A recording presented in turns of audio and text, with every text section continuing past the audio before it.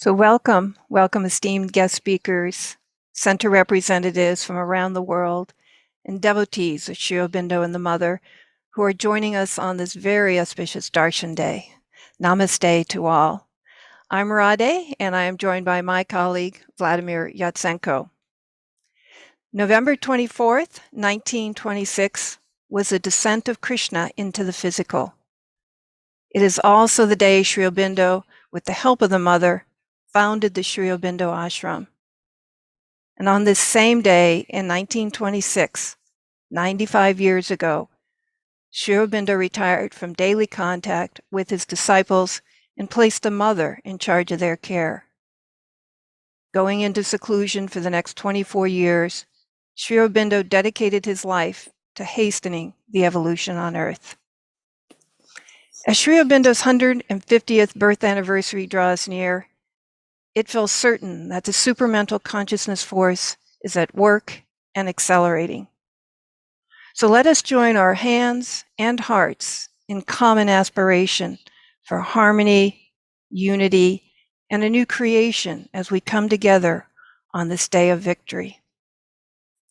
This Darshan event is being facilitated by Sri Aurobindo Integral Life Center here in Fountain Inn, South Carolina. With us is H.P. Rama, our benefactor and founder and president of our university. With us also is Dr. Kiran Singh, director of the Sri Aurobindo Integral Life Center in Surat. We have with us as guest speakers today Dr. Alok Pandey from the Sri Aurobindo Ashram, Dr. Jayanti Ravi, secretary of Auroville Foundation, and Amita Mira, chairperson and founding trustee of the Gnostic Center in Delhi. So we welcome all our guest speakers and panelists and attendees, and thank you so very much for joining us on this special occasion. So let us begin with our Darshan gathering. So it is now my honor to introduce our guest speakers. I'd like to first welcome Dr. Alok Pandey, a member of the Sri Aurobindo Ashram. Dr. Pandey will address the importance of Victory Day.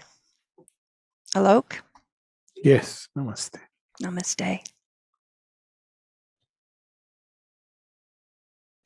24th November 1926 marks a landmark event in the not just the history of Sri Aurobindo's yoga, but much more so in the evolutionary journey of the earth, starting from dust and galaxies and stars through a series of avatars right up to Sri Krishna, who attempts to bring down delight and freedom to the earth.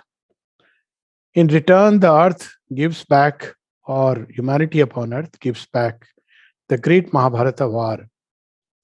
Earth is not yet ready. So Sri Krishna promises that he will return. Sambhavami yuge yuge. A long period of time passes for nearly 5,000 years or 4,500 years. Whence, after the Mahabharata war, Sri Krishna, what he has established is the country called Aryavarth, India. Today we call it as India, but Aryavarth. And that's a whole narrative, the way he eventually created a kind of unity centered around Dharma and the reign of Dharma.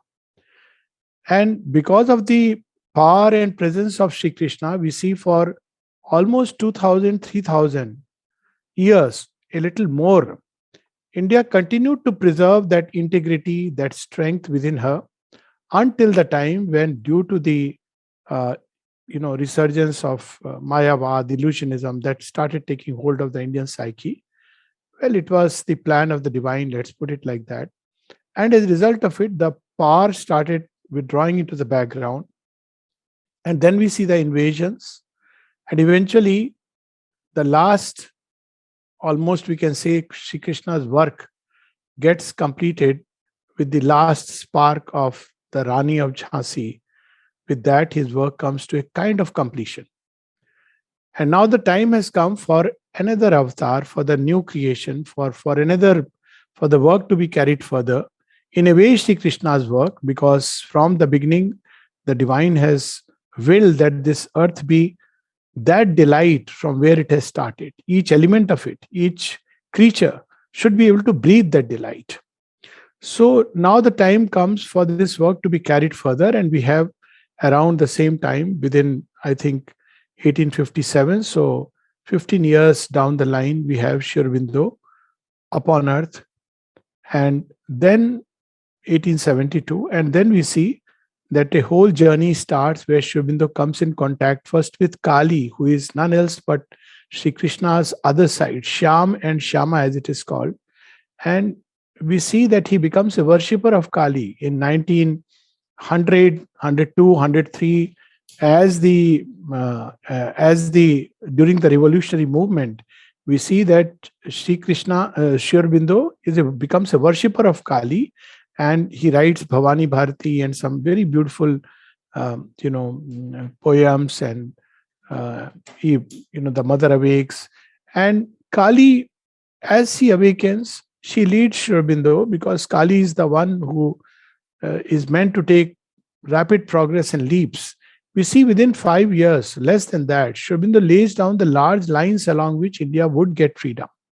And then he goes to the jail where he has the vision of Vasudev, one who can bear the onrush of Kali. He is ready to bear the sweetness of Sri Krishna, because without that purification, without that intensity, one cannot bear his sweetness. Krishna's way is very different. He lures and leaves and lures and leaves. But when Kali comes, she makes us completely ready for Sri Krishna's coming into our lives. So Sri Krishna comes, and then a process starts, a process through which Sri Krishna is progressively handing him over the age that is to come and the age that is being left behind. On 24th November 1926, this process reaches a grand culmination. It's a crowning moment. And the significance of this crowning moment is threefold. First, it means that all the spiritual gains of the past, which Sri Krishna had secured and held within himself, they are passed on to Sri Aurobindo. It is beautifully immortalized in one of his aphorisms, where he says, "My lover came and gave me his crown and his necklace. But the saints and sages thought that I am running after Siddhis." So all the powers and all the wisdom and all the gains of the evolution, they should not be lost. They are passed on to Sri Aurobindo. All the rest will be eventually destroyed. But the crucial element, the critical elements are passed on. The avatar has to uphold it, upbear it, just as there are lands which are meant to uphold the Sanatana Dharma. As Sri Aurobindo says, in this Chaturyug, it is India. So also the avatar carries them safe, because always these things are, the Asura in man is eyeing upon these things, and he hands them over. So all the gains of the past are secured in Sri Aurobindo, and that is the crowning moment. Second significance of this particular event is fusion of Sri Krishna into Sri Aurobindo, as the mother put it, is that now, because all Sri Aurobindo is fused, the avatar of the past, the formation of the past has fused with the avatar of the future. Now the road to the future can be opened. It's like a sanction from the Supreme. Otherwise, Sri Aurobindo was already foraging into the supramental, toward the supramental realization. But whether the earth, this process should be applied to earth, whether mankind is ready for that, or whether he is too much into the future, that was the moot question. So as disciples were coming, they were not called as disciples. They would gather around Sri Aurobindo, they would come for the evening talks, they would be like, honeybees who gather the sweetest nectar from the flower, and then they travel far and wide. So this was happening. The Arya was already sowing seeds of the new creation, the new idea in the minds of people. But whether the time has come or the new creation or its possibility will remain as a memory in the race was to be seen. On 24th November 1926, with the fusion of Sri Krishna's earthly, humanly divine personality or divinely human personality with Sri Aurobindo, it was very clear that now the Supreme has given the sanction.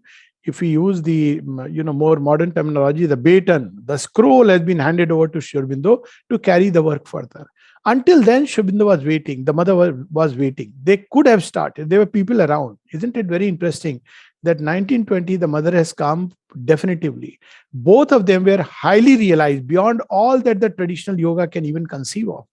And yet between 1920 to 1926, the grand experiment of the new creation has not begun. So what was happening during this period? This was the crowning moment for which they were waiting.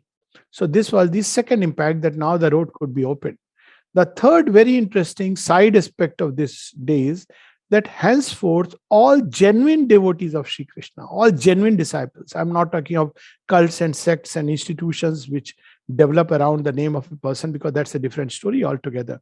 But all genuine seekers and devotees of Sri Krishna would naturally get a response from Sri Aurobindo, because he's the one now given the charge of this. So that's why Sri Aurobindo says, and there were quite a few disciples like that, Charu Chandra Dutt, Dilip Kumar Roy, Sahana Devi, and Sri Aurobindo made it very clear, if you are worshipping Krishna, I'm not against it. It will lead you to me. So this was the third impact of this. And again, I'm not talking of millions and millions of people who would dance in the name of Krishna, but genuine devotees and seekers and lovers of Sri Krishna who are very, very few. But nevertheless, this was the third impact of this. So Sri Aurobindo's now work was, and the mothers, to now open the road to the future.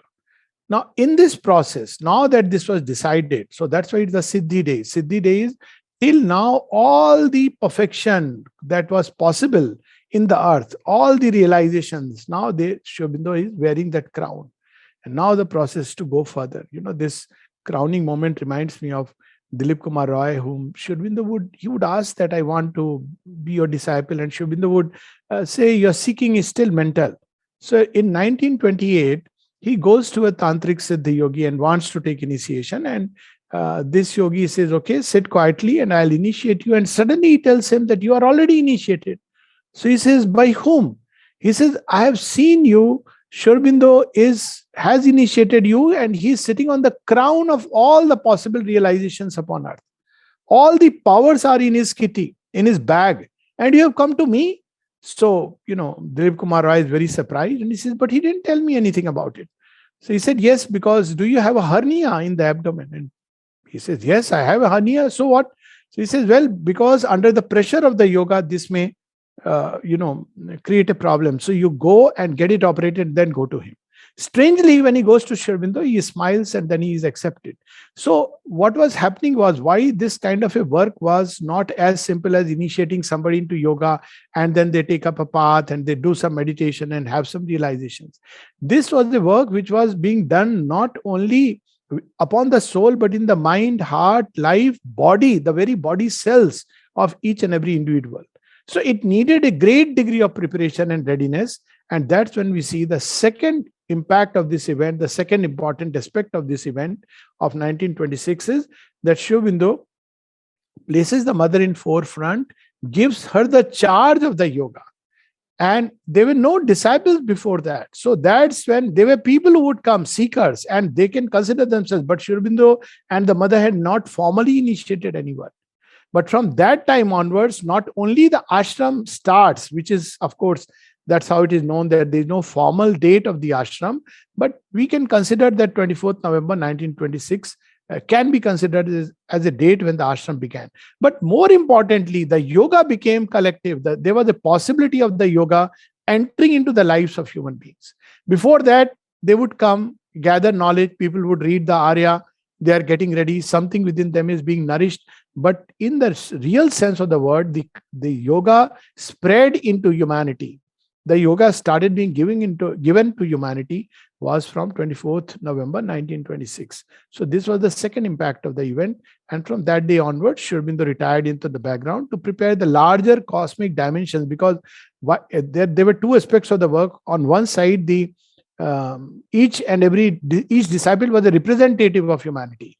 So if he could be changed, it would have an impact upon all the representative types. That's the model along which Sri Aurobindo's yoga works, and the ashram and the larger ashram community or Sri Aurobindo community works. That each of us is a representative of a difficulty, and each of us represents a new possibility. And if it can actuate in us through a ripple effect, through the law of contagion, it will spread into others. So this is how it started, when mother took the charge of preparing all the disciples and through them the whole humanity, because each was a representative. Difficult task.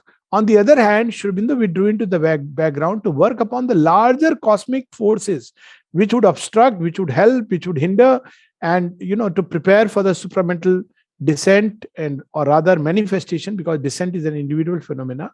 So first in individuals and then in manifestation. So he was working on the cosmic dimension of the forces, and in the process we know that just as Sri Krishna had to participate in the great Mahabharata war, Sri Aurobindo had to participate in a much bigger war at a much more mega scale, where now it was no more just Duryodhan and a few hero warriors that side, or a few Kshatriya warriors who had become arrogant with pride. It was the Axis powers with tremendous potential to destroy the earth. So he was again, he had put all his forces against them. And like Sri Krishna, he would not lift an arm, he would not bat an eyelid, and yet he would be the charioteer of the entire war. So this was the next step, as we see in the Gita, 4 marks of the avatar, yada yada hi dharma siglani. So the dharma siglani was there. The meaning of Sanatan Dharma had been lost in all kinds of Vedvad, ritualism. The understanding was based on, modern understanding of grammar. So Sri Aurobindo had already started the revival of the Sanatan Dharma through the new interpretation of the Vedas, Upanishads, and the Gita, what they really meant. And he gave them an interpretation which was in consonance with the future. Whatever was hinted toward the future was brought in broad daylight. The second aspect is Paritranaya Sadhunam. So all who were ready. The sadhunam is, of course, within human being, the goodness that needs to be not only saved, but much more, it has to be upgraded to become one with the divine good, which is very different from what we understand as human goodness. So the second aspect, Paritranaya Sadhunam, the handful of people, and through them, a larger humanity in concentric circles. And the third was Vinashaya cha Dushkritam, so that we see evidently with Hitler and the Axis powers who were trying to take the earth backwards millions of years back, at least few thousand years back. That's how the reverse swastik or the twisted swastik represents. Swastik is a forward movement, whereas this was the reverse movement. Very symbolically it was there. So this was the kind of work he started. And the third important event, not an event, but as an aside which took place, which is equally important, in fact, in many ways quite important, was that from that day onward, the age of the gods ended. Because there is an event which the mother describes just before the supramental manifestation. She used to do meditation and all these gods will come, she describes Trimurti and all others, gods, pantheon of various mythologies, and they started influencing the human beings who were around. Then she saw that, these people started having magical experiences, almost like being lifted nearer to the gods. So it is known as the brilliant period of the ashram. So when this was happening, so the mother went with it, and many of these gods started, surrounding, almost incarnating, not incarnating actually, but, starting to, in a way, influence, incarnating within the soul of the disciples. Then she one day calls the gods and says, will you tie yourself to a human body? And then they say, no, that's a difficult task, because it means, first of all, losing the devatva, as it is, he writes in Savitri, a god come down and greater by the fall. So that they were not willing, but they said, we will influence. So, well, that was not enough. So when all the gods were asked, are you ready to participate? There was only one who consented. Shiva said, okay, I'll not tie myself to a human body, but I will do the work. But Shri Krishna agreed to tie himself to the human body, and the only body which could take him was Sri Krishna. Now, this Sri Krishna, which tied to Sri Aurobindo's body, is the earthly personality of the Godhead who had incarnated. Because when the divine incarnates in a mortal body, as he goes through that process of manifestation, there is a manifestation of the divine that takes place within the limits of what the avatar has come to bring. And that manifestation builds the earthly, divinely human personality of the avatar, through whom we can connect with the Supreme. But there is such a beauty of that earthly, divinely human personality. It is this personality, earthly, divinely human personality of Sri Krishna, which fuses with Sri Aurobindo. So with this day, the age of the gods came to an end. Does it mean that gods will have no role? No, they will have a role on a kind of humanity which still needs the labor of the gods. What do the gods do? They are ever engaged in battling with the darker powers and pushing them away. Sometimes the darker powers are in ascendance. Sometimes the gods are winning the victory, and so on. They keep the balance of the world. But more or less, through long labor, through much wrestle and struggle, they start extracting out of the creature some goodness, some ray of light, some hope, some faith, some love, some beauty, charm, sweetness, strength. This is the work of the gods. So they will continue to labor. But because of the presence of the new consciousness, they will find it much easier to work. But there is a section of humanity which has escaped that. It is coming directly under the influence of the Supreme now, who is manifesting through matter. So now there will be two kinds of humanity, one which is still under the influence of the gods, and another which is now ready and capable of going beyond the plane of the gods, which is the overmind. That's how Sri Aurobindo explained that to discover the supermind, you have to first go through the plane of the gods. So gods have up till now, they are formatures and they have shaped this earth. But their method is that they go through layers after layers. And because they go through layers after layer, at each layer, there's some deflection, some distortion that takes place. That's how creation toward the end becomes a chaos and disorder. But when the Supreme acts, he acts directly into matter because he's embedded in each and every human being and in each particle of matter. So this is what happened from that day onwards. And these people who were ready, from them, the mother says, she withdrew the influence of the gods, which is very interesting. Because now she wants the Supreme to act directly upon them. When the mother was asked, so what should be our relation with the gods? She says, those who want to believe in them can continue to believe in them. But they must know that it has nothing to do with the supramental realization. At the same time, she said, a luminous, indifferent. They are like benevolent friends. They are in the same league as those who are into the supramental yoga. But there is no need to worship them, however big and great, because every god brings a certain deflection in that fullness, in the perfection that Sri Aurobindo brings. Sri Aurobindo brings the perfection, the totality of the divine. And therefore, a new step was added, a new chapter in the Earth's evolutionary history, wherein at least there would be a certain number of human beings who would escape from the action of the gods and can come directly in contact with the Supreme while staying in the material body. So these are the 3 or 4 major events, major impacts of this event, and it's largely cosmic. Sri Aurobindo himself, as the mother says, was indifferent to it. Because, for him, Shri Krishna was his bosom friend, as he once calls him, the double. He's my double. And there are many very beautiful, interesting, aphorisms in which Sri Aurobindo recounts his experience, his relation with Sri Krishna and Kali. But this had an impact upon the earth. And in this process of new creation, India had to play a very central role because it is the hub of the evolutionary journey in this Chaturyug. What happened in the previous Chaturyug, we don't know. Maybe it was, Arctic Circle. We really don't know. But right now, it is India which has to play the role. So, Sri Aurobindo's one of the major work in this new creation was the securing India's political freedom. Because unless there is political freedom, we cannot regain spiritual freedom. It's a different matter that between political freedom and spiritual freedom, there is a third freedom which India should regain. It is on the path to it, which is psychological freedom. This entire slavery to a mindset, a way of thinking, etc. So we see this is how the work which Sri Krishna had started 5,000 or 4,500 years ago. I'm not getting into the debates about the date. That's really not relevant. But the important part is that work of unification of India around the dharma, that Sri Aurobindo secures and leads it to the next logical step, which is the unification of mankind around dharma. And in this process, India has to play a role. So nationalism, Indian nationalism in the true sense, deeper sense, was established by Sri Krishna. Internationalism, world unity, in its truest, deepest, highest sense, is the door of which Sri Aurobindo has been given the charge, and he has opened the doors. Auroville is, a kind of not only role model, much more than that, it's an occult action of the mother towards world unity.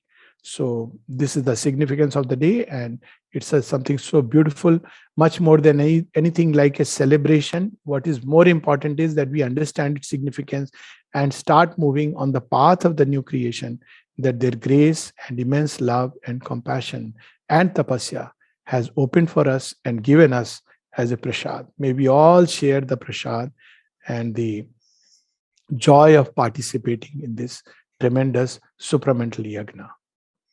Thank you. Thank you. Thank you so much, Dr. Alok Pandey. Such a wonderful and comprehensive chronology of all that led up to this day with Sri Krishna, with Sri Aurobindo, with the mother, and its implications for India and the future humanity. So we thank you very much for such important messages. Next, we are extremely honored and pleased to have with us Dr. Jayanti Ravi, Secretary of Auroville Foundation.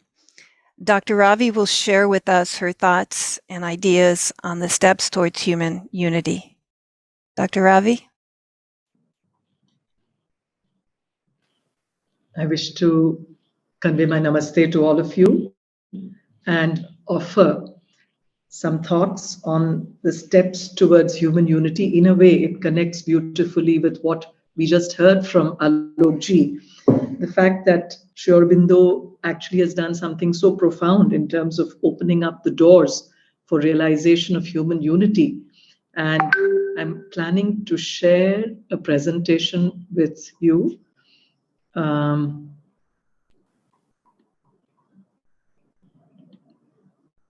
I hope this is visible.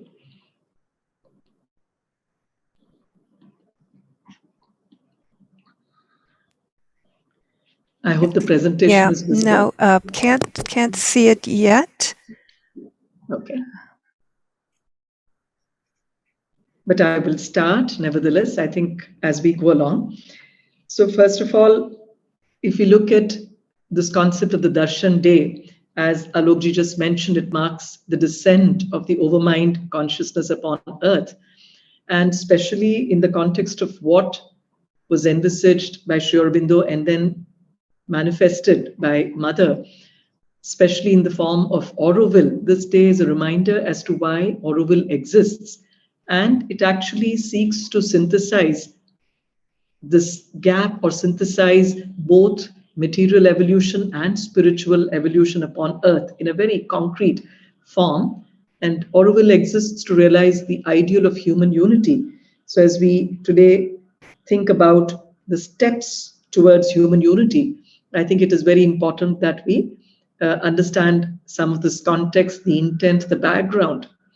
So Sri Aurobindo has, I read what he mentioned about human unity. The need for human unity is the deepest spiritual need, which makes it almost a future necessity. And yet the way to it is fraught by many dangers, given the complexity of the present nature of humanity. And then to actualize this, to manifest this, the city that the earth needs, Auroville, these were the words of the mother on 22nd of February 1969. And later in 1969, in the month of September, she goes on to describe it further. Earth needs a place where men can live away from all national rivalries, social conventions, self-contradictory moralities and contending religions, a place where human beings freed from all slavery to the past can devote themselves wholly to the discovery and practice of the divine consciousness that is seeking to manifest.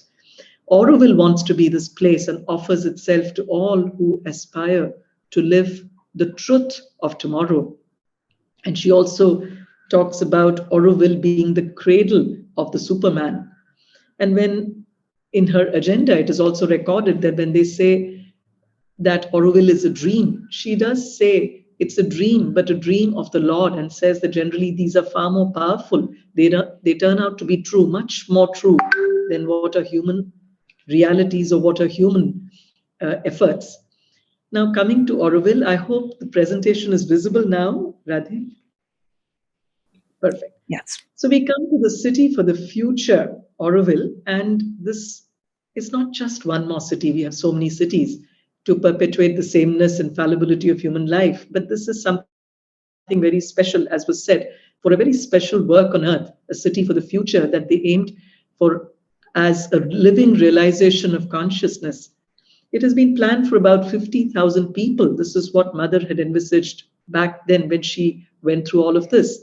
It was meant to be a center for unending learning and education beyond walls as a vehicle for evolution towards the future, and to achieve an integral unity, both material and spiritual. And it was also meant to be a space to be a true servitor of the divine and also manifest a dream of the divine. Just to again anchor ourselves in this, in a lot of times when we begin our meetings in Auroville, we again nowadays follow this practice of again reflecting on the Auroville Charter. I'm sure for many of us who live here, and for a lot of us, this is probably very clear. It has become a very breath, every pore of our body may embody this, but nevertheless, it's important to keep reminding. And here, I think when she says it belongs to humanity as a whole, but I think the second sentence of the first point is very important. One must be a willing servitor of the divine consciousness. And each of these points that the mother had thought of, it is so simple and yet so very powerful. And she started Auroville with the path-breaking galaxy plan, which was prepared by architect Roger Anger under her guidance for about 3 years. And she started with a city which had all possible difficulties of terrain. There was no water. And it was actually, when you look at pictures of what was the situation of Auroville back then when it was established or when it was started, it seems very improbable that that could be or would be the place. But I'm sure there was something very, very powerful that she saw, and that's what made it happen. It must resolve all issues in innovative ways for the world without compromising its aim. And again, this is a city which, while it is very committed to the spiritual realization of the philosophy, what the direct action that Sri Aurobindo wanted to see, and the mother made all her efforts to detail every bit of it. But it is also meant to be a city with a lot of sensitivity to sustainability, greenery. 50% of the city area is actually open and green, with parks, green corridors, gardens, water bodies, and a green belt too, 3 times the size of the city area.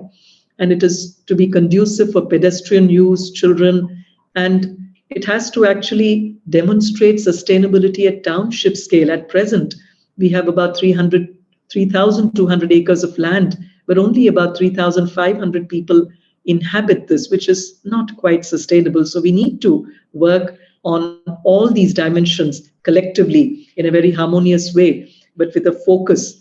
And similarly, she also talks of various things. Way back then, she has written about the use of e-vehicles and also the speed at which they could actually move around, which was much before Tesla, or much before this current situation that we have.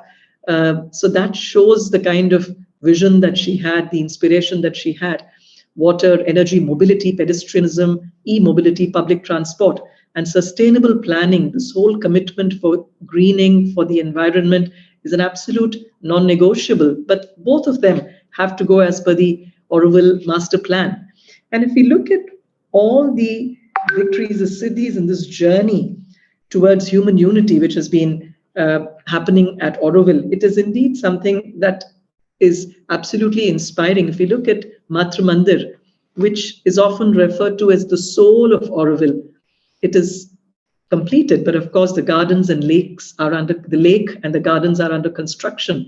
But the soul is ready now, the body, which is actually the city. So we need to do and work, all of us collectively, in that direction, and which is what we're all geared to. We recently have had a governing board as well, which has given its full complete support for ensuring that the master plan, the city, is manifested exactly as the mother desired it be, with complete sensitivity to ecology, to all the concerns that we have in modern ecological restoration.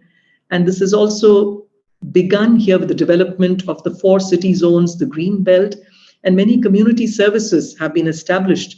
We've done so much of path-breaking work over all these years, with great efforts in terms of innovative building materials, wastewater management, organic farming, outreach, all of these areas. In fact, I would also say this has perhaps been one of the most comprehensive front runners, perhaps the first global startup ecosystem with a very, very definitive spiritual dimension too, because way back in the 70s, when people came here, they thought they had a small idea, a great deal of passion, commitment in that area, and consecrated it, the divine developed it. And we've seen so many diverse things that have taken birth here. And similarly, things like organic farming, outreach programs. We have so many entities, exchange programs as a part of our growing knowledge economy. All of this is happening here. But the journey ahead, we need to accelerate the development of the city so that many more persons of goodwill can actually come here. And in this context, also not compromise on the attitude and way of living, the attitude to life, the approach to life, the way of life. And I think this is something that all the people who have come here in the past, some of them who have also gone back, but many of them who have stayed back, have really contributed in terms of being pioneers in transforming and all these miracles that we've seen in terms of transforming this barren piece of land into one of the greenest and most lush ecologies, some of the most beautiful buildings. If we look at buildings like the Savitri Bhavan, which I think I would call it one of the most beautiful buildings that I've ever seen anywhere, where every brick, almost every nook of it deeply inspires us, and actually buildings as an education aid, as an aid that actually makes us automatically, it takes us to a higher level of consciousness. So that is the kind of work that has happened, and also to realize the integral sustainability, which includes not just environment for sure, but also economy, research, education, and the main object of why we're all here, inner and outer development. And also extend this with the help of Auroville to and Auroville International Centers, if we can reach out as we are trying to do today through all of you. And just today being a very special day, we've also written a letter to all those connected with the philosophy of Sri Aurobindo and the centers across the world, and actually invited them to come and offer their services, whatever ideas that they have. If there's any wish, if they would like to participate in this whole process of building the city in whatever way as volunteers, etc., we would be very happy. And today there's something beautiful that happened this morning. All the members of our working groups, we all came together and in fact meditated this morning in the inner chamber. Collectively, we were all at Matra Mandir, and it was a beautiful feeling. And after which we sat together and went through all of this on this very, very special day, and figured out how is it that we can all work together, because a lot of these efforts require those cross-cutting efforts, and requires the involvement, participation of all the different groups, whether it's the different working groups that we have, the Finance and Accounts Assets Management Committee, or whether the TDC working committee and the entry service and so on. So I think it's a very, very important day today. And I think this whole journey steps towards human unity, which is what Auroville in its own way is trying to do. We really are very happy that we're all a part of this, and do again take this opportunity to see how we can all collectively, because if there are sometimes these perceived fears and threats of possibly how is it that the ecosystem around us, whether it is the state of Tamil Nadu, Pondicherry, naturally there are developments there. If that also starts sort of moving towards, and you have all these other activities happening there, the only answer to these threats from outside is our own inner development both in a literal sense and in the metaphorical sense. So if we all really come together from that space of compassion, from that space of humility and sincerity, and collectively do our bit as willing servitors of the divine consciousness to help manifest Mother's dream, I think it would be a great step forward. And I'm once again thankful to all of you for being here present in big numbers, and would like to extend an invitation to all of you. This is especially important as it is the 150th birth anniversary of Sri Aurobindo, and I have spent as many as 142 days here so far. I'm probably a 5-month-old infant here, and I'm deeply inspired by so many amazing people that I've met here. I wouldn't be able to mention all of them, but even people like Shraddhavan, Joss, Meenakshi ji, Varadarajan ji, Jacqueline, Claude, Api, Satprem. I think the list goes on. There's so much of inspiring work that has happened. And we thought using this beautiful opportunity of the 150th birth anniversary of Sri Aurobindo, can we really give a fresh impetus, an accelerated thrust for what we all have come here to do? And from our side, we have also approached the government of Tamil Nadu for the New Town Development Authority acquisition, because 85% of the land is with us. For the remaining land, also we have moved all of this. We're really trying to consolidate our land, and we're taking all these steps together to see how the city manifests with complete acknowledgement, reverence for the ecological concerns, so that and really take up tree plantation also on a very big scale, so that we can really make the city and make it very, very welcoming, and invite all the men and women of goodwill who want to come here and join in this beautiful experiment that has been specially created only in this place, nowhere else on planet Earth, and to really see the dream manifest. Namaste. Namaste. Thank you so much, Dr. Ravi. It's just amazing to hear so many things that have already begun and continue.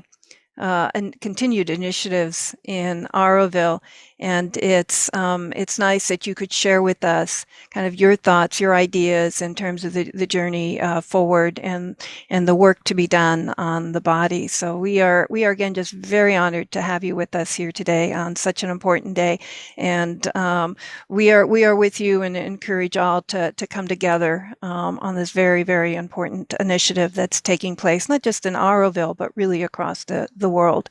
So thank you once again. And our final guest speaker is Amita Mira, who we are always so honored and pleased to have with us. Amita is the chairperson and founding trustee of the Gnostic Center and founder of International Center for Integral Studies.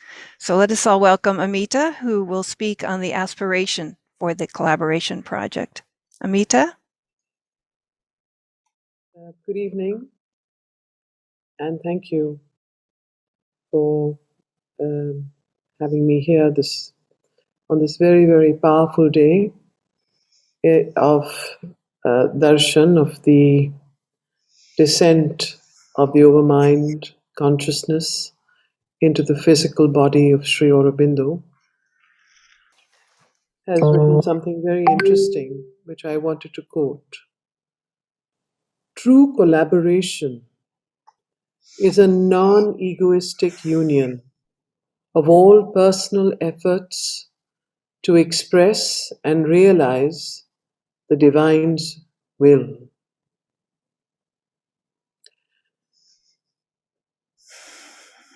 In a world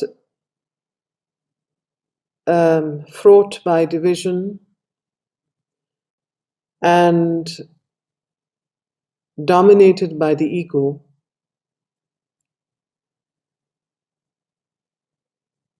and human nature being as it is, all our natures,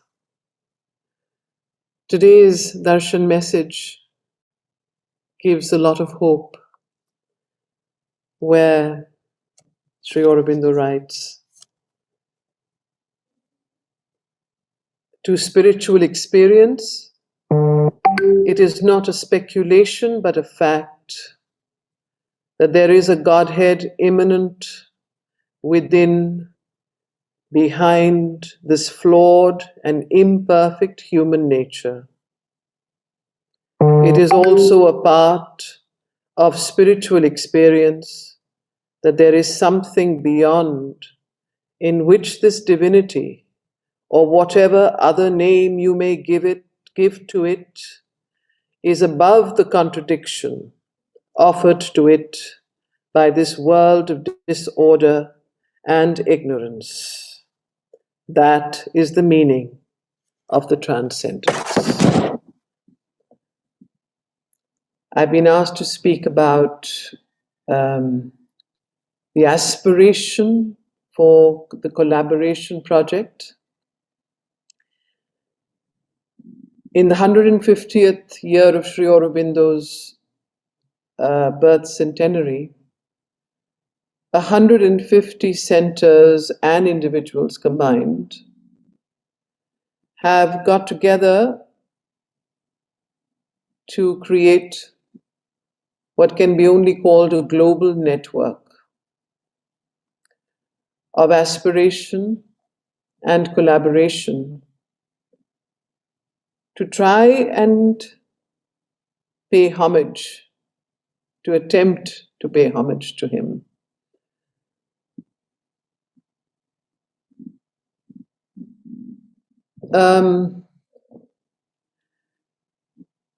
One of the things I have been meditating on for the past several months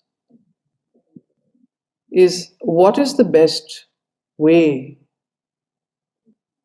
What is the best way we could pay homage to him on this occasion of the 150th?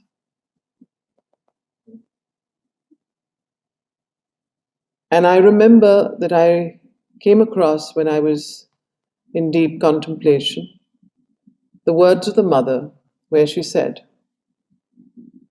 that one of the best means and one of the best ways of taking forward Sri Aurobindo's work and of expressing his work for the future is to establish a university in his name.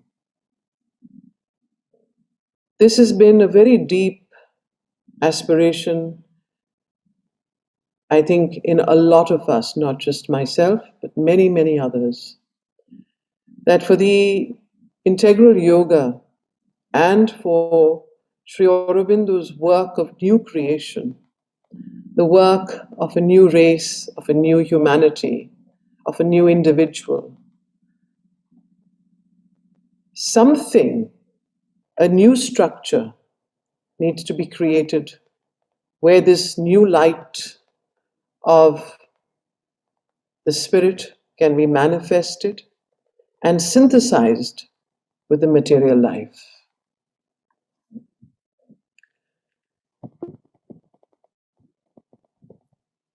We have attempted over the past few months and over several years this idea of collaboration.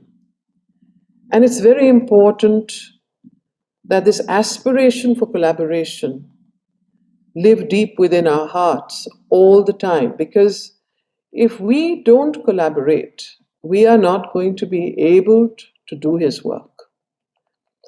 It is the non-egoistic, it is the giving up of both the personal ego and the institutional one that can bring about the new creation. And for that, I came upon some prerequisites for collaboration that, for me at least, have been personal signposts and which I'd like to share today. The mother says that, and this is, I'm not quoting her, I'm gathering all her wisdom together. First, the importance of giving up and becoming conscious of one's personal ego and the institutional ego. The institutional or collective ego is even bigger than the personal ego. The importance of harmony. She said, harmony at all costs. Sri Aurobindo in the Life Divine spoke about all problems of humanity, all problems of existence are essentially problems of harmony. The giving up of one's own personal preferences and fixed ideas. And as Sri Aurobindo has said in Savitri, God shall grow up while the wise men talk and sleep, and man shall not know the coming till its hour. And the fourth important prerequisite is goodwill. Goodwill towards each other, goodwill towards the new creation.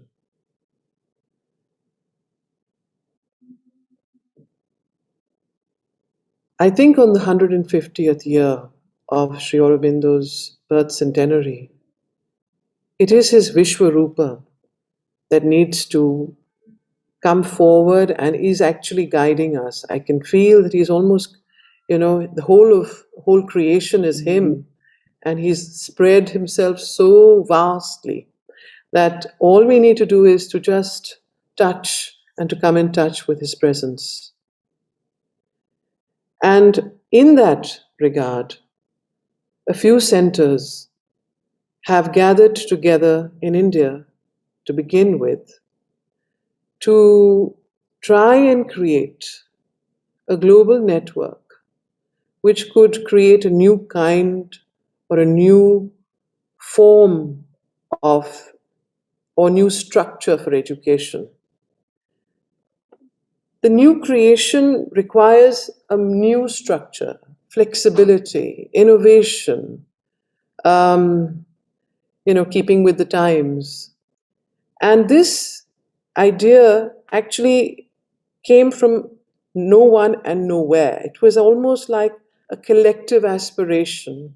It was like a yajna that we went through in the last 3 to 4 months, where each of us gave of ourselves freely without any care about what it meant for us in terms of our own personal, what should I say, health or even our time. We created what is now called or is manifesting as the Sri Aurobindo International Multiversity. And this is the collaborative project that Vladimir and Radhe wanted me to speak about today. This has been created by, several centers, the Sri Aurobindo Ashram, Pondicherry, a representative from there, representatives from Sri Aurobindo Ashram Delhi branch, Auroville, several representatives. In fact, the name Multiversity came from Dr. Jayanti Ravi, who is here today. And, from Auroville University representatives were also on our team, Sri Aurobindo Society, the Gnostic Center, and Sakar, Sri Aurobindo Center for Advanced Studies. But as we went on, we felt very much that this could not just be an India project or an India-centric project. Sri Aurobindo represents the entire world, if not the universe. And we started connecting with various centers and individual scholars, practitioners. Most of you are here online. Devotees, lovers of the Lord, lovers of Sri Aurobindo.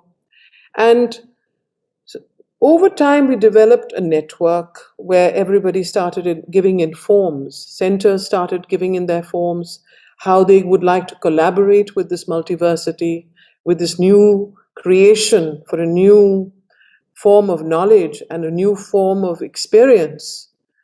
Individuals started giving in forms, what kind of programs and courses they could take. And before we knew it, we had 150 people, 150 centers and individuals on our network. And this draft bill that we started making took shape. I think that the mother wants us to try and collaborate. We have to learn to collaborate. And I found a story that Vladimir told me so deeply touching that I want to share it here. I called him up to ask him, what am I supposed to do today? And he told me, well, I have to tell you the story. And he said to me, the mother, I think Shyam Sundar, Navajat, and all the people from Sri Aurobindo Society and Auroville at the worst time that happened, when there was a huge clash and there were differences of personalities and so on. And the mother apparently called them all together one day and took each one's hand, took Navajat's hand, and she took Shyam Sundar's hand and put them one on top of the other. And she looked deeply and intensely into their eyes. And she said, collaborate. Collaborate. Get out of your personal egos. Learn to live together. Learn to work together. That is the Gnostic way. That is the new creation. It is this collaboration and this love to be able to get out of one's smallnesses. And I think this is the real message that I would like to share and to actually experience myself. That if we can come together as we have done, so many of us, and we have to carry this forward into the 150th year and create a new creation, a creation that would do justice to Sri Aurobindo for his work, a global education, an education for the future, an education that he wanted, what he called the integral education, the free progress education, but in new forms, in new structures. Thank you.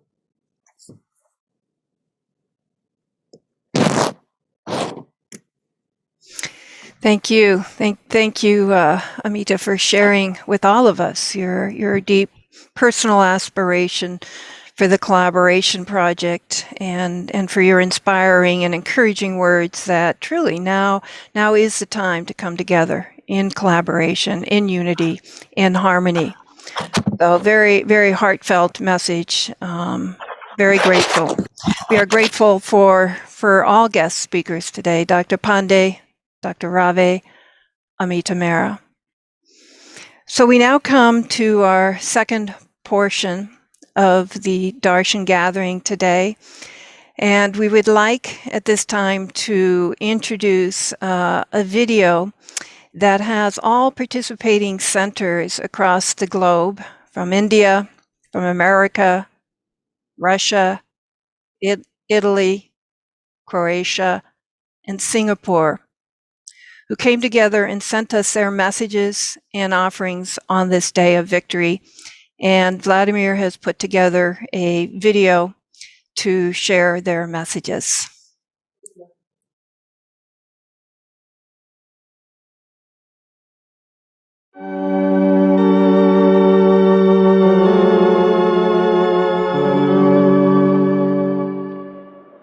Namaskar. On this Siddhi day, we move closer to Sri Aurobindo's 150th birth anniversary.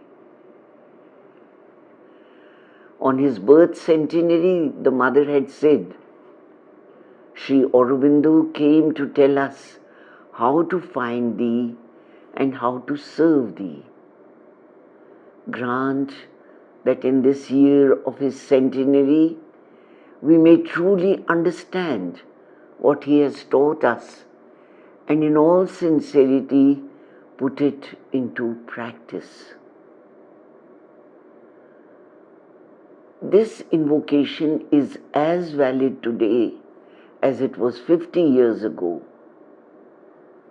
It is an invocation, complete and collective, encompassing the entire human race.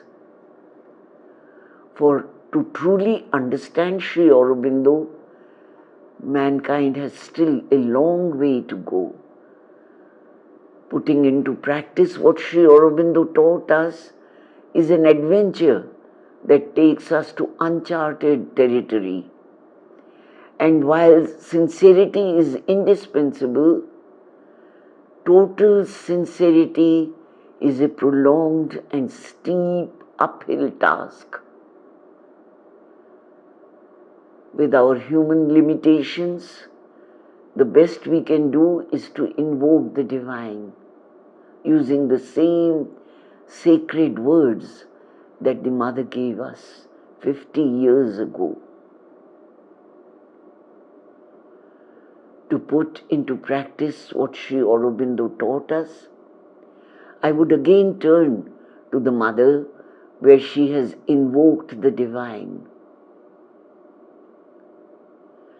O divine master of love, eternal teacher, thou guidest our lives. It is in thee alone and for thee alone that we want to live. Enlighten our consciousness guide our steps, and grant that we may do the utmost we can, using all our energies solely to serve Thee.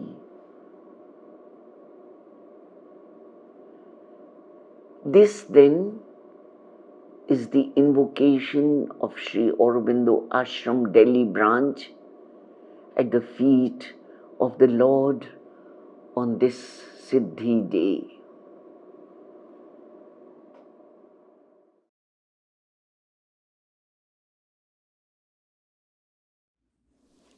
Namaste. I'm very happy to be part of this noble occasion as we collectively aspire for the collaboration for the new creation, an educational network for Sri Aurobindo's studies. On this day in 1926, the greater force of Lord Krishna over mental consciousness descended into the physical, preparing the humanity for supramental manifestation. And today, we join from around the world in aspiration for the realization of human unity. I'm honored and humbled to be part of all the centers and individuals coming together in common aspiration to fulfill Sri Aurobindo's vision. I pledge my commitment and the commitment of Auro University and Sri Aurobindo Integral Life Centers in India and America to this noble cause. The goal of spiritual education is the union of spirit and matter, of East and West.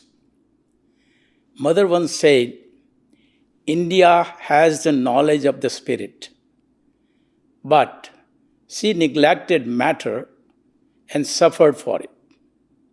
The West has the knowledge of matter, but rejected the spirit and suffered badly for it. An integral education which could, with some variations, be adopted to all the nations of the world must bring back the legitimate authority of the spirit over the matter, fully developed and utilized. Earlier this year, due to a significant contribution towards the construction of a bridge in Greenville, South Carolina, connected to a new Unity Park, we chose to name it Auro Bridge to symbolize Mother's vision of coming together of East and West, spirit and matter. I hope that Auro University and Sri Aurobindo Integral Life Center in Surat, India and in America will likewise serve as a bridge bringing together the spirituality of India and the material development of America. I would like to share a personal encounter when I first met the mother in 1969 before I came to America. I wrote in a letter to seek her blessing to be part of her vision of America and India working together. I feel blessed to be part of her vision. In America, we have seen considerable awakening to the coming together of communities for the purpose of sadhana. Today, there are over 16 Sri Aurobindo centers and many devotees in America, each with its unique contribution. Sri Aurobindo Integral Life Center in South Carolina was founded nearly 20 years ago in 1994. Each year, we host 4 days Sri Aurobindo Integral Yoga Retreat with attendees from all over US.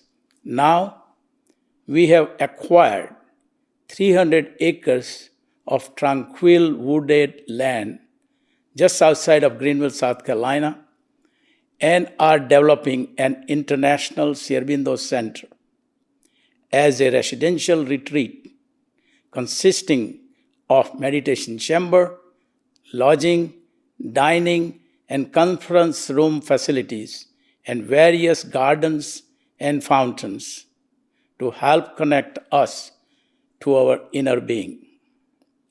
Today, we are reminded of our mental descent in 1926, which brought the consciousness of unity in diversity. We are emerging. We see the emerging evidence through technology of this occurring everywhere across the globe. Humanity is seeking an answer to the life's challenges. We see the teachings of Sri Aurobindo and Mother more than ever relevant and much needed during these times. Let the common vision of Sri Aurobindo and the Mother guide us in a collaborative efforts on our evolutionary journey. Let the vision of multiversity manifest through Auroville and be a beacon of learning and hope for the humanity. Thank you and namaste.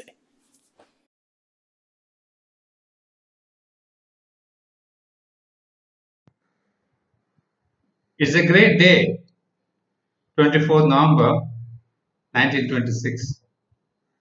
Not only a great day in Sri Aurobindo's life, but in Earth's evolutionary mass itself. All of us know that on 11th of November, it seems Sri Aurobindo had told his disciples that he's trying to bring into the physical the world of the gods. And lo and behold, just 15 days later, on 24th of November, there was a descent of Sri Krishna into the physical. And of course, we know that this descent was a new stage in Sri Aurobindo's sadhana. All that perhaps we know, we have read it. But what is important that I wish to tell you is that this day is a reconfirmation of the work of the avatar. That means the evolutionary work of the avatars has resumed. What do I mean? You see, in Indian philosophy, Indian belief, there are two aspects of the divine descent. One of the Vishnu, the other of Shiva. Vishnu is this evolutionary march, whereas Shiva aspect comes to destroy the old, all that is not progressive. So after the incarnation of Sri Krishna, who is overmind, there should have been the descent of supermind. But in between came the Buddha. The Buddha belongs to the descent of Shiva. So he came to clean the debris of that age. And that's why there's a little bit of a diversification. Not only cleaning the debris, but it took evolution towards the nirvana, towards a completely off the track, as if to say. So it is only the coming back of Sri Aurobindo that there is now the automatic progress or evolution towards supermind. And that's why I say there's been a resumption of the work of the avatar. Of course, that's what we see in Sri Aurobindo also, when he's told one of his disciples that Sri Krishna's work is continuing in the ashram in his own sadhana. So there's a continuation of Sri Krishna to Sri Aurobindo. And again, he writes to a disciple that if you can give yourself to Sri Krishna, you give yourself to me, and then there's no difference between Krishna and me. So all this go to establish the absolute continuity of work and consciousness between Krishna and Sri Aurobindo. That was the message of 24th of November 1926, which I feel is very significant for Earth's evolution. Thank you.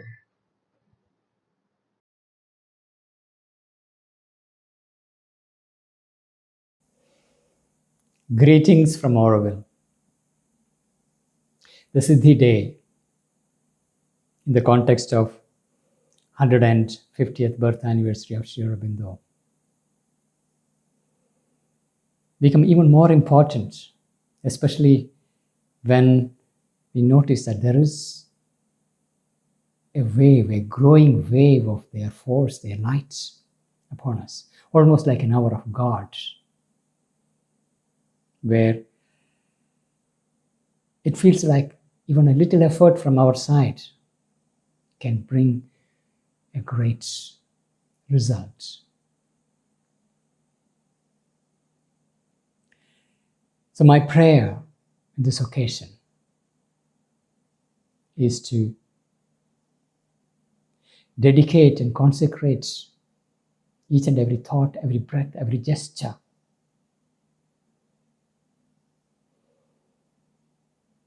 for the divine victory. And let our aspiration be steady, unwavering, one-pointed for the divine realization.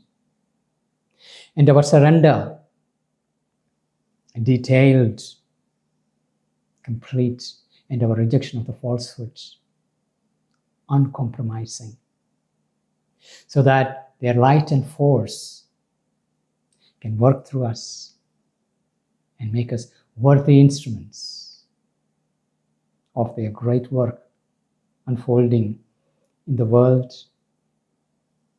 towards a greater tomorrow. I'm sure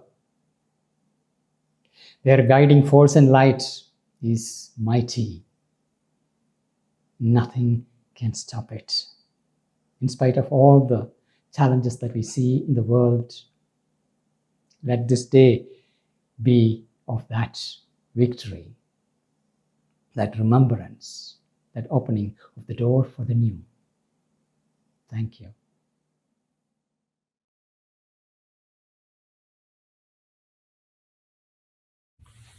Namaste. Most are familiar with the day known as the Siddhi Day.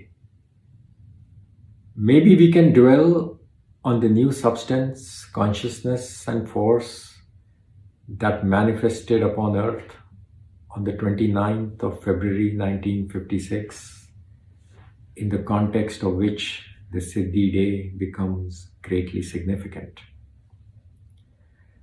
As we look out at the world today, it is evident that humanity is going through a tumultuous change. It is rapidly and compellingly moved by this new consciousness and force towards a unity.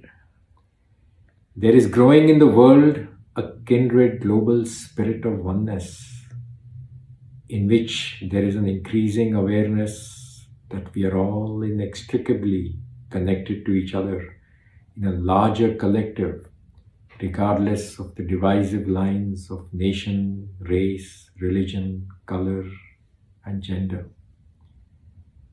The human in man seeks divinity. Today, the divine in man seeks humanity. Perhaps we can collaborate with this new consciousness, remembering the words of the Mother. The new substance that is spreading and acting in the world contains a warmth, a power, a joy so intense that all intellectual activity seems cold and dry beside it. And that is why the less one talks about these things, the better it is.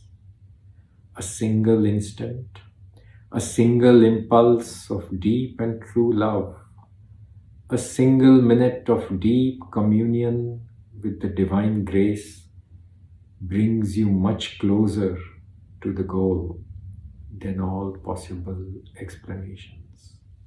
Namaste.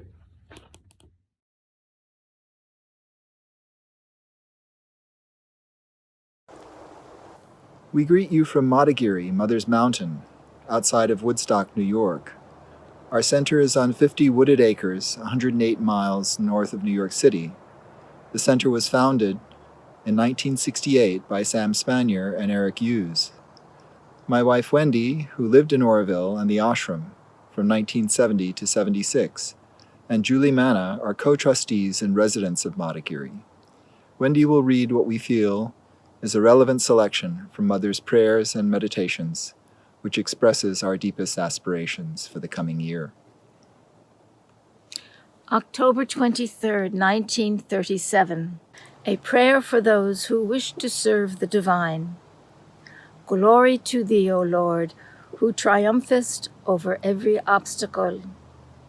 Grant that nothing in us shall be an obstacle in thy work. Grant that nothing may retard thy manifestation. Grant that thy will may be done in all things and at every moment. We stand here before thee that thy will may be fulfilled in us, in every element, in every activity of our being, from our supreme heights to the smallest cells of our body. Grant that we may be faithful to thee utterly and forever. We would be completely under thy influence to the exclusion of every other. Grant that we may never forget to own towards thee a deep and intense gratitude.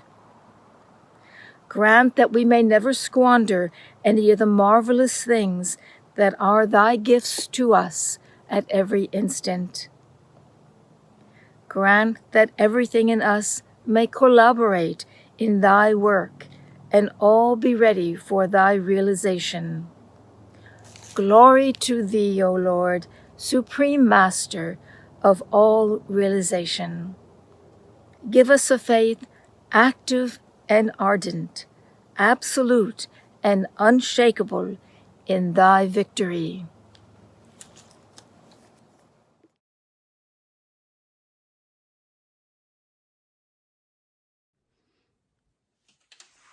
Namaste. Yes, let's drink in the significance of Siddhi Day. And remember that Sri Aurobindo's great spiritual realizations, combined with an intense tapasya, precipitated that event. And yet he continued to work. His yoga went farther.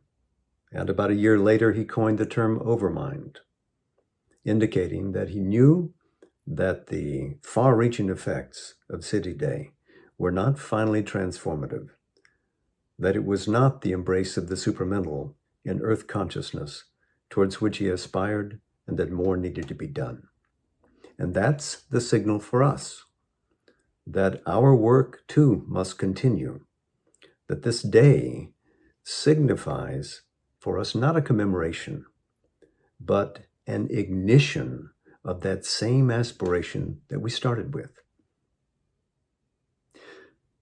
If we use the tools of tapasya, simple tools like aspiration, rejection, surrender, as mentioned in his mighty book, The Mother, then we have the keys to dynamize our growth so that we can continue to bring light to earth, to gladden the globe, to do all of the unification that we intend with the soul-based yoga. Let's unify. Let's move forward together. And after we meditate and absorb and digest, let us continue to move. Without losing that inner posture, let's become dynamic and move together into the future. So, I'll see you on the other side of the 24th. Namaste. Jai Ma.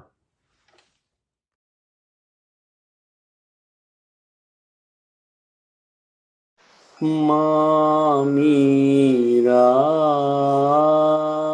Mamira,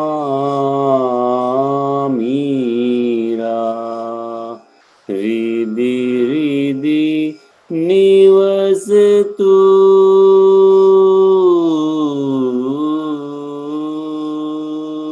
Saumyam Sahajatu.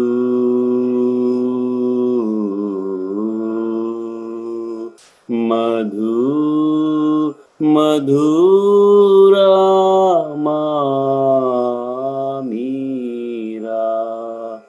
mamira mamira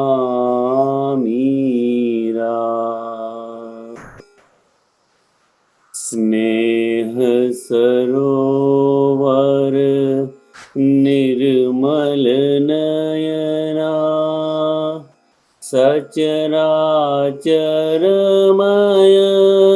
सरसिज शयना स्नेह सरोवर निर्मल नयना सचराचरमय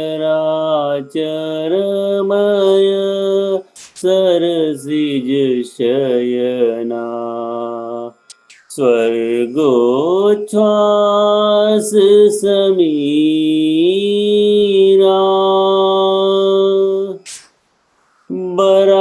बराभय भरा महती माता अलंकृत धरा जगती जाता Narayan नाशीरा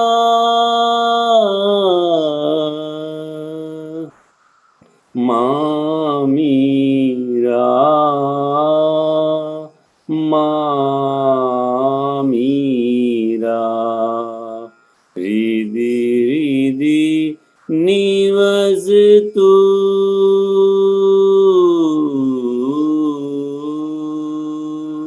सौम्यं सहजतु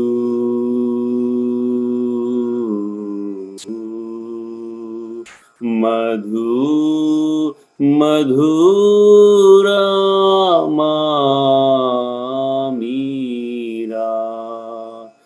मामीरा मामीरा. Namaste everyone. This is Vivek Sinha from Sri Aurobindo Yoga Foundation of North America, wishing all of you a very happy Siddhi day.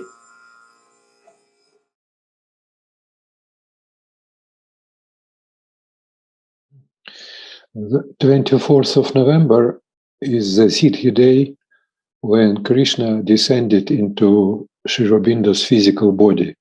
That day meant the turn in Sri Aurobindo Yoga, and it was the beginning of descending of the new principle which Sri Aurobindo called supermind into the Earth atmosphere. For that principle entirely descended here, Sri Aurobindo said he needs a minimum of 100 of people. He doesn't need thousands of followers, but he just needs 100 of pure, from petty egoism people who would be receptive enough to respond to this new principle. And what we see today is Sri Aurobindo is like a huge Everest, in the middle of the world, open to everybody, and nobody notices him. And it is very strange, and it reminds the same effect when a huge ocean liner approaches an island where savages live, and there is no, in their picture of the world, in their concepts, such liners don't exist, and that's why they don't notice it. And the same way, Sri Aurobindo for the modern humanity. And in order to respond to this new principle and to become a part of this yoga, we need very much to enlarge our concept. Otherwise, we will not be able to participate in that journey. And for that, we need very much reading of Sri Aurobindo works, because it's not only mental knowledge, it's also a developing force which opens new layers in our being. And Sri Aurobindo left us very powerful mantras, and this mantra is in English, Om Shri Aravinda Mira, open my mind, my heart, my life to your light, your love, your power. In all things may I see the divine.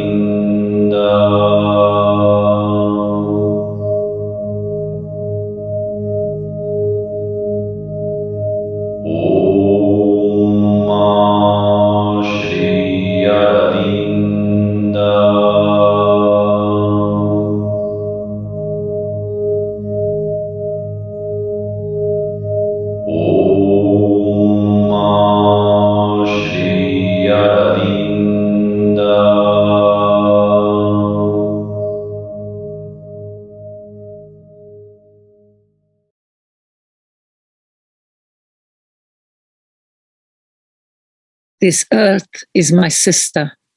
I love her daily grace, her silent daring, and how loved I am. How we admire this strength in each other. All that we have lost, all that we have suffered, all that we know. We are stunned by this beauty. And I do not forget what she is to me, what I am to her. And this poem really captures my aspiration and service to the Mother and Sri Aurobindo. How do I serve in this connection between the Mother Earth, who is our sister, and that spirit and that higher consciousness that they have brought down to our earth? How do we help her to heal? Because she's really now collapsing slowly. She's grasping for her breath. And we humans, we have a very important role to play in that process. as really loving servants to that process of regeneration. And that's what Teramira is. She's a center for regeneration and human potential. She's a small satellite, a little Auroville cell in the middle of Mediterranean. And my vision is that these kind of cells where we regenerate the land and regenerate our spirit and connect the matter with the spirit, that they grow everywhere. And as someone said, we cannot help to save the planet as a whole. We have to do it place by place, locality by locality. And that's what Teramira Croatia is there to serve as an inspiration, to bring all Aurobindians together in the vision that the other kind of future is possible, not the one that we are now told that is collapsing and all dystopian. That we bring the hope especially to young people. They need to believe there is hopeful, bright, beautiful, flourishing future for all of us. That we can become better species than we are today. That we follow that path of human evolution. And I feel very blessed and grateful for such service to dedicate my life.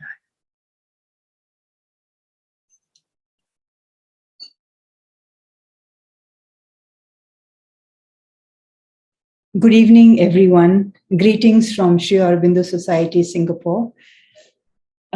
This year is an important year for us because we turn 50, and it is of a great consequence for us that we are celebrating the 50th year on Sri Aurobindo's 150th birth anniversary.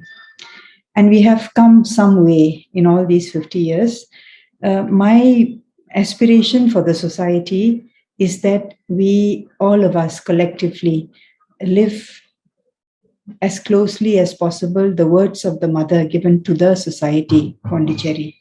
Mother created the society with a larger vision in mind for world unity, so that the word of Sri Aurobindo and the mother may spread around in the whole world, and that everyone who is aligned to this and who feels a calling for this kind of a life with this kind of an outlook or a worldview may come together and practice this integral yoga, and to form a larger network all around for collaboration, so that the vision, the great vision of Sri Aurobindo and the mother may be realized. Her words are these are her words. To know is good. To live is better. To be, that is perfect. This prayer touches the heart of our very existence. It means a far illumined way of living the life that we are living right now, individually as a collectivity. There are so many changes that must happen, and we all try, but the aspiration is that we try with the divine, that we are able to live this life every moment, remembering and offering. And another prayer, which is for the collective, may all of us align together in harmony, no matter where we belong, whether to the society, to the ashrams, to larger bodies like the Gnostic Center, the Sakar, for example, all the societies, all the centers all over the world. May we all align together in harmony with this guiding note as a collective, wherever we may be, whatever our occupation, so that we may inch forward together towards that grand vision of a life divine upon earth, planted firmly on the foundation of the transformed material.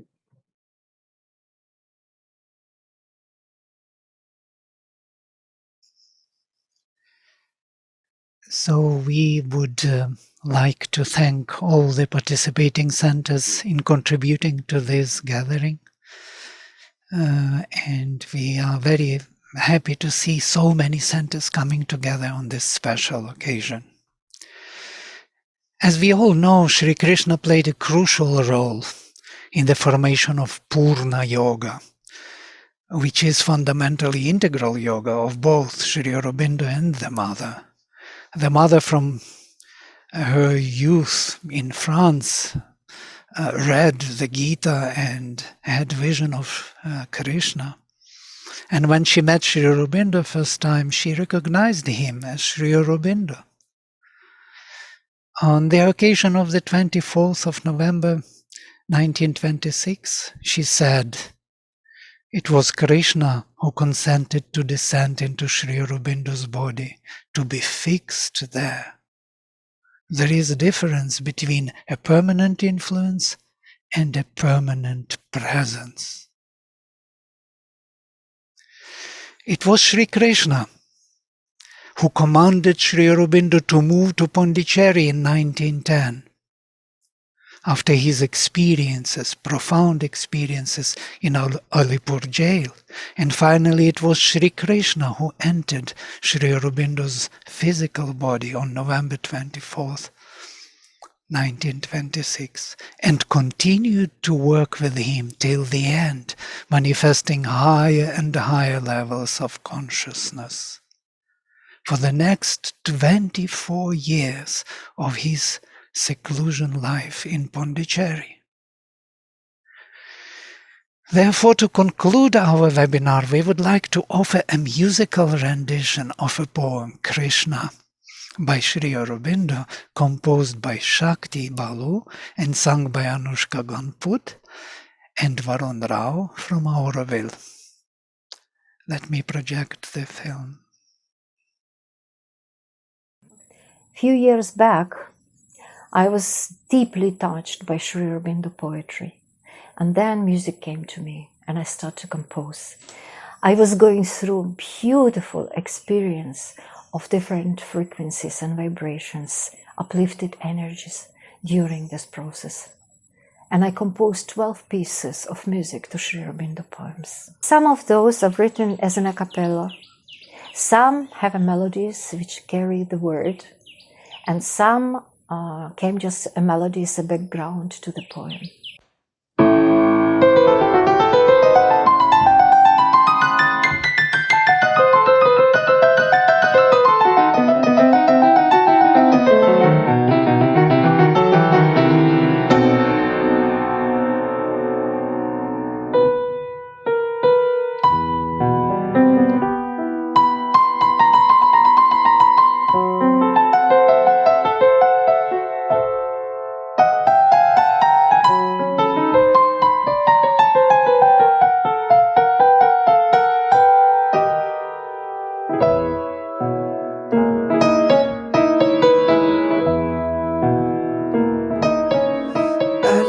I find a meaning of soul's birth into this universe, terrible and sweet. I who have felt the hungry heart of earth, aspiring beyond heaven to Krishna's feet.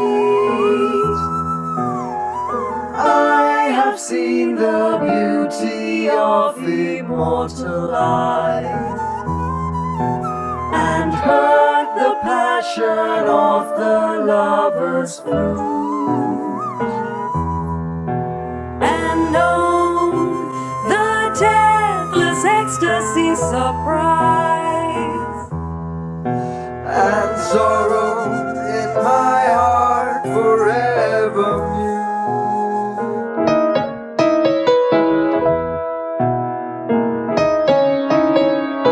Nearer and nearer, now their music drops.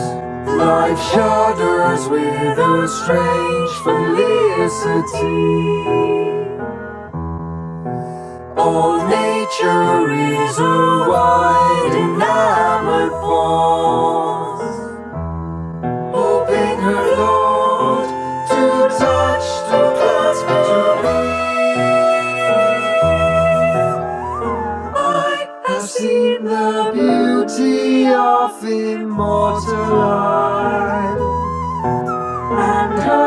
the passion of the lovers blue. I know the deathless ecstasy surprise and sorrow in my heart forever muse. For this one moment live the ages past. The world now throbs fulfilled in me at last. For this one moment live the ages past. The world now throbs fulfilled in me at last. For this one moment live the ages past. The world now throbs fulfilled in me at last.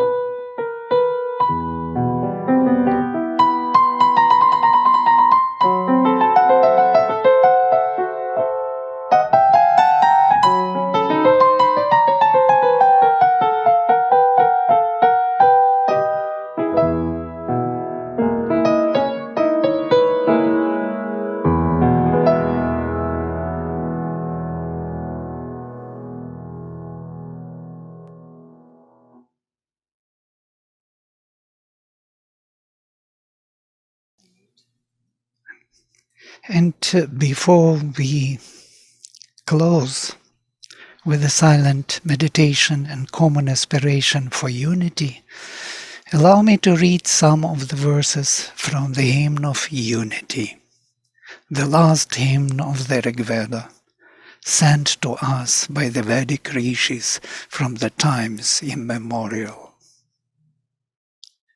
I will read only the translation. O Lord, O flame divine, uniting all in the absolute unity, for the Aryan, the noble one, who aspires towards the truth. For thou art totally kindled in the place of the truth. So bring to us our luminous treasures. Go together, speak together, may your thoughts be together, as the first gods assumed their share in the beginning, sitting together, fully agreeing with each other. Uniting is the word, uniting is the gathering, uniting is the mind of these gods who have one consciousness. It is this uniting word that I speak to you now. It is with this uniting offering that I offer to you.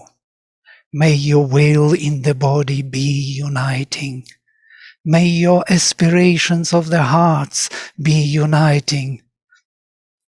May your mind be uniting, as in your common well-being together. Namaste.